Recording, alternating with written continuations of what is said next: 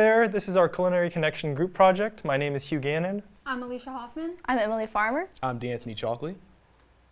All right, so this is our Culinary Connection number 1. I'm going to be reviewing Alicia's dish, penne alla vodka. We all met at my place. She came with the pre-ready dish. It was amazing. Best one I ever had for sure, and it has some really unique history. So it originated in the 1970s, roots in Rome and New York, kind of just not sure where exactly it came from. It has the nickname disco pasta. It has the nickname disco pasta because it has popularity in Italian nightclubs. I've never been to an Italian nightclub, but I definitely have not had penne alla vodka at one. The vodka is actually a very important part of the recipe because it emulsifies both cream and tomato in it to create a smooth aromatic sauce. The vodka in it actually sparked curiosity in the spirit throughout the 1970s and 80s, and it made vodka popular, or at least the brand that was used in it. Even though it is a hazy past, it is both embraced by Italians and Americans all the same.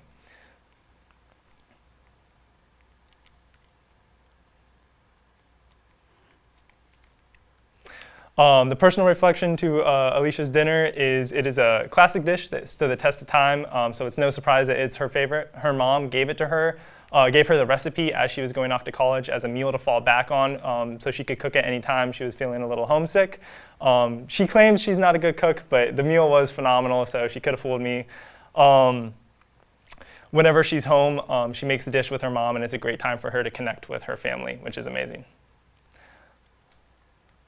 We all cooked together at D'Anthony's place, which they will talk about later, which it was a phenomenal experience. Here are some videos.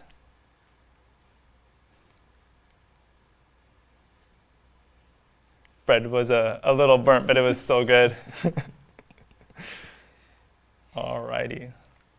So our second dinner was at Hugh's place. Hugh made chicken bursin, and he decided to make this meal because when his dad worked for a TV show, one of the contestants made this meal and they won the contest. So what it is it's chicken stuffed with garlic and herb bursin cheese, and it's made over a cheese sauce with pasta. He also made a dessert called English trifle. It had sponge cake, strawberry bananas, blueberries, and raspberries with some whipped cream and custard. So a little bit about the history. The bursin cheese was made by a Frenchman called Francois Bursin in 1957. The garlic and herb one that Hugh used came around in 1963 because of a mistake that was made. The mistake that was made was a news reporter reported that they had garlic and herb bursin cheese, which they didn't. So Bursin spent about 2 years trying to perfect the garlic and herb cheese. And the dessert English trifle is from England. It usually consists of 4 layers. It has fruit, sponge cake, and custard, and sometimes whipped cream. There are many varieties such as a berry trifle, pumpkin butter scotch gingerbread trifle, blueberry lemon trifle, and many more.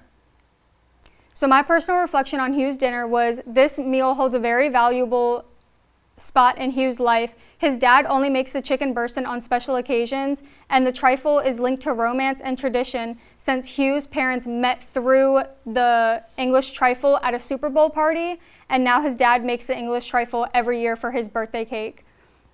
Food is a very powerful tool in building relationships, and it allows there to be storytelling and bonding.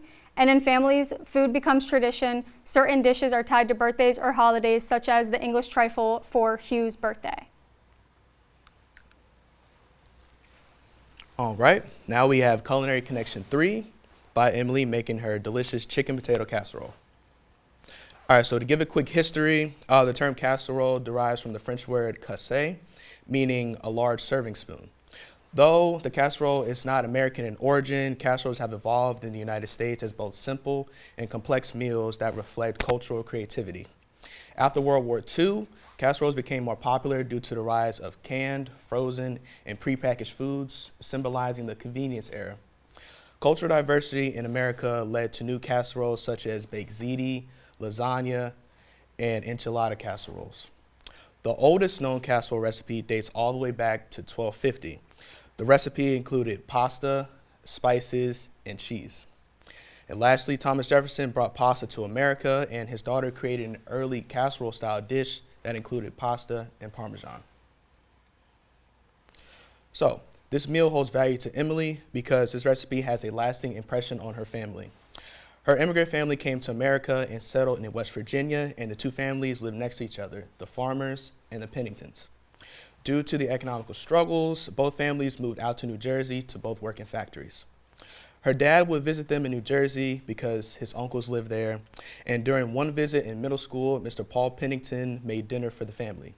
I wonder what dinner that could be. That dinner included the special dish, the chicken potato casserole. And ever since Emily's dad got the recipe, that dish from Paul Pennington has been a lasting impression on her family. All right.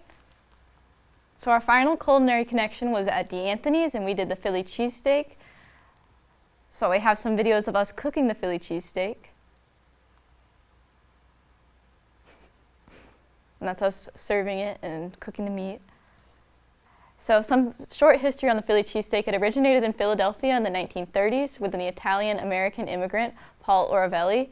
And he was a South Philadelphia hot dog vendor in the Italian-American quadrant of Philadelphia. And one day he wanted to make something new because he was tired of making hot dogs every day. So he got his brother to go get him some steak, and he cooked it up and served it with some grilled onions and vegetables. And a taxi cab driver came by and wanted to try it, so they split the sandwich, and eventually it became a business. So he opened a restaurant, and then the cheese came around in the 1940s when Cocky Joe Lorenza, the manager of Pat's restaurant, added some slices of provolone when he was drunk one day. And then later in the 1950s, with the introduction of other Philly cheesesteak restaurants, we saw the introduction of Cheese Whiz. And currently, Philadelphia and South Jersey account for approximately 1/4 of the total Cheese Whiz food service sales in the United States today, and for 50% of the American white cheese slice sales. In the 1960s, Pat sold the business to his brother, and Pat's King of Steaks and Gino's Steaks, a competitor that opened across the street, became the two most popular Philly cheesesteak places in Philadelphia. And that began a rivalry between them and other Philly cheesesteak joints to see who had the best Philly cheesesteak. And that tradition is continued today with the annual Philly Cheesesteak Awards. So that's a picture of Pat's King of Steaks, and that's Pat there. And then for personal reflections, this meal holds a personal value to D'Anthony, as it's something that his uncle introduced to him when he was younger, and it inspires him to start cooking on his own, and it's a staple in his household today. And there's a lot of local pride around Philly cheesesteak. I have a quote from one of the newspapers saying it's very hard to replicate on a mass production level. There's something that will forever be local about it, and I think it gets to the heart of its greatness because it's a sandwich that speaks to this place, and regional foods are so rare now in America, so that's why you have local pride. But D'Anthony's family is from Virginia and North Carolina area, so it shows how that influence of that dish and the importance of that dish to family tradition has extended beyond the Philadelphia area. Awesome. Thank you very much. Thank you.